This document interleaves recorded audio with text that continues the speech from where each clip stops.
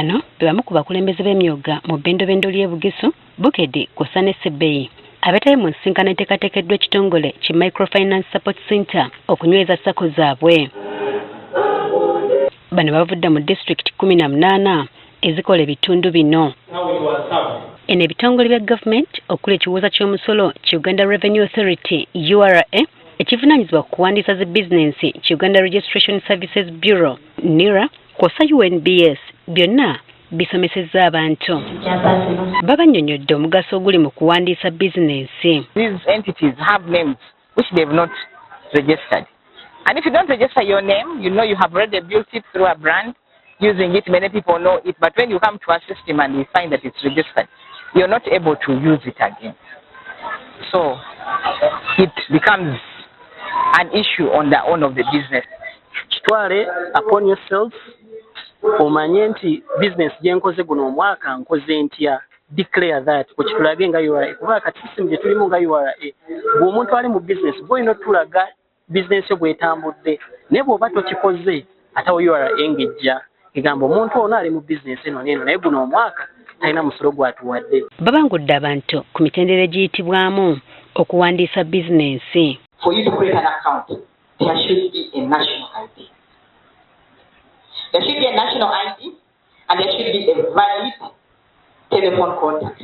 Ekitongole ki UNBS nakyo kirambise bannamyooga ku lwaki kya buvunaanyizibwa okutunda ebintu ebikakasiddwa. It can be defined as fitness for use or fitness for purpose or fitness to conformity. But when you are satisfied with UNBS, you'll be very able to produce that consistently a high quality product.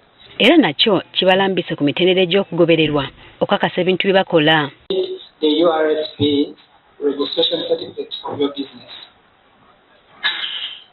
You need a TIN number from URA which reflects the business that is registered. Simon Peter Ejirait nga yakulira Microfinance Support Center mu bitundu by'Embale ategeezezza ng'enteekateeka eno bwegendereddwamu okugaziya akatale k'ebintu ebikolebwa SACCO z'emyooga. Products za emyooga wetwogerera eziri certified okubayita kwe kulagirira emyooga SACCOs engeri gye bakolamu n'okulaba nti no ebintu bye baleeta mu katale ziri ntuufu wetubikozesa obireko otuleetera ebizibu. Kati obuzibu bwe tubadde tulina nti tetuna certifyinga products zaffe tetusobola kutambula ne tubitunda mu maduuka oba mu supermarket ng'ate nga bisobola okubeera nga babigula kuba birungi biri nutritious.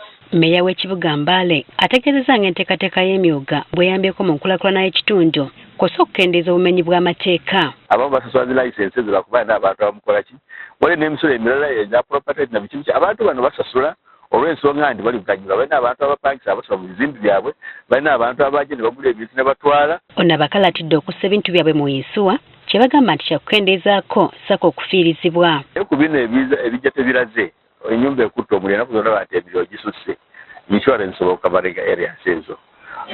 Omuntu afudde insurance ezisinga mu Uganda gazikavaringa areas ezo. Okusinziira ku Microfinance Support Center ensimbi eziwera ddala obuwumbi 11 n'obukadde 7 ze zaakawebwa SACCO 302 mu bbendobendo lya Bugisu.